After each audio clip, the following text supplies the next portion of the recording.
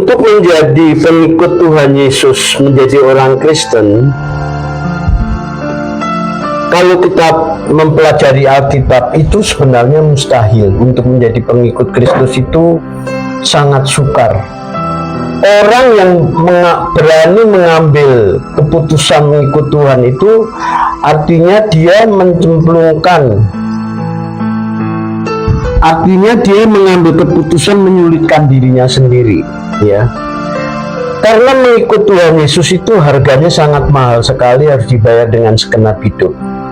Saya aja yang melayani Tuhan sekian lama melayani Tuhan, saya kadang-kadang merasa berat menjadi pengikut Tuhan, ya.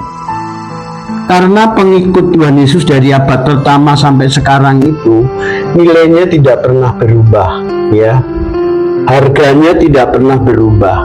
Abad pertama para pengikut Tuhan dia berani kehilangan nyawanya. Dia tidak menyangkal nama Yesus walaupun disiksa sedemikian dahsyat, ya. Ditaruh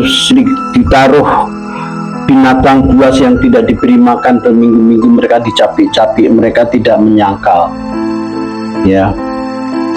Bahkan mereka yang dibakar hidup-hidup.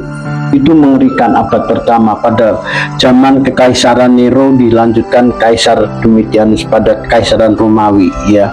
Bahkan murid-murid Tuhan semua rata-rata mati di atas kayu salib. Tapi kalau Petrus, dia matinya diterbalik karena dia mengakui, saya tidak layak mati di salib seperti Tuhan guruku. Dia mati kepalanya di bawah, ya. Tapi yang menjadi pertanyaan sekarang, apakah kekristenan abad sekarang ini masih sama nilainya dengan abad pertama? Sudah tentu berubah sekali, ya.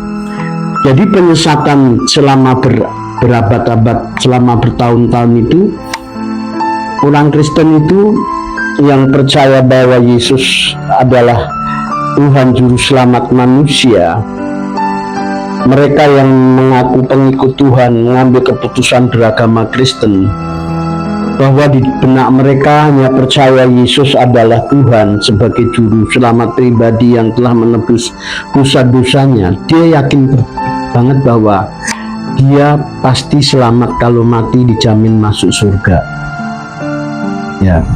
Kalau disurvei, kekristenan sekarang itu menjadi agama, ya. Padahal sebenarnya kekristenan itu sejenis spiritualitas.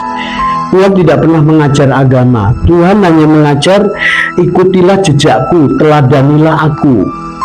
Jadi menjadi pengikut Tuhan itu bukan sekedar beragama Kristen yang melakukan perintah-perintah agama, perintah-perintah yang tertulis, apalagi melakukan perintah-perintah hukum Taurat.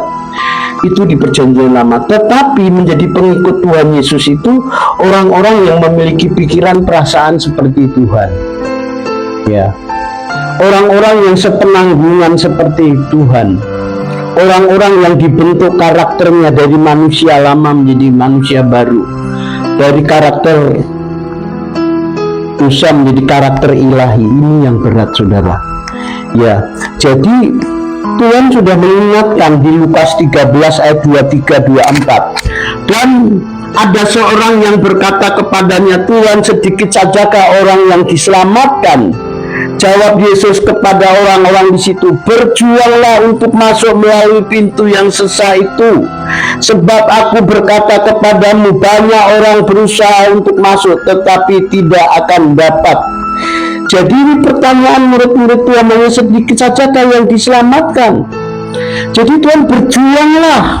Jadi sebuah perjuangan.